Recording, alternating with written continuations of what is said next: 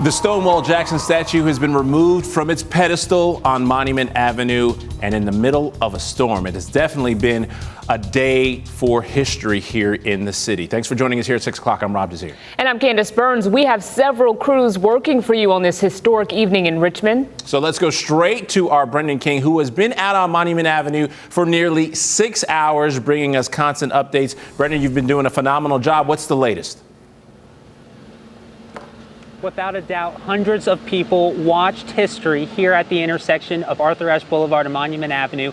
Like you mentioned, in the pouring rain, the Stonewall Jackson statue that has stood here for more than 100 years, finally off its pedestal, lifted up. And I want to show you what we are showing you right now. So we are seeing that not only is the Stonewall Jackson statue off the pedestal, it's actually sitting on its side. The crews are continuing to maneuver it in order to put it on a flatbed truck that sits near this location here. That flatbed truck has tires and also has slabs of wood. And this all started around 1 o'clock this afternoon, following a special meeting, 11 o'clock, a virtual meeting at City Council. This started at 1 o'clock here at the intersection when word got around, spread pretty quickly on social media, that this crane crew out of Connecticut had surrounded the statue and police began to block off the streets. It took some time to get to this location because of the detours, but once I was finally able to get to this location, walking here, others were running here because they did not want to miss the opportunity to witness what they say history for themselves.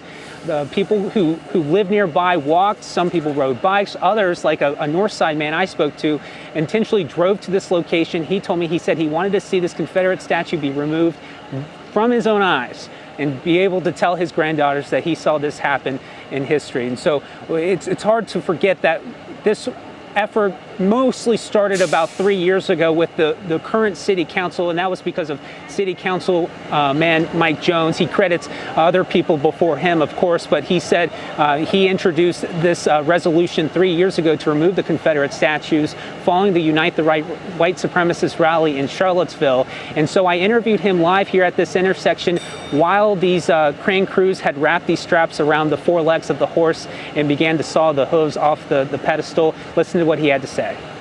Everyone is gathering together to say Black Lives Matter and that white supremacy cannot exist and should not exist in this country. And so I'm proud of everything that these young Richmonders have done to get us to this point to where we can truly say that Virginia is for lovers. And this follows weeks of Black Lives Matter protests in the city of Richmond, clashes of police with these protesters. As you see, the pedestal remains graffitied at this time. It's unclear exactly what's going to happen to the pedestal, but right now, hundreds of people, I would argue, remain in this area watching, waiting for the complete removal of the Stonewall Jackson statue that have been watching for well more than, I think, 5 hours now. Guys, back to you.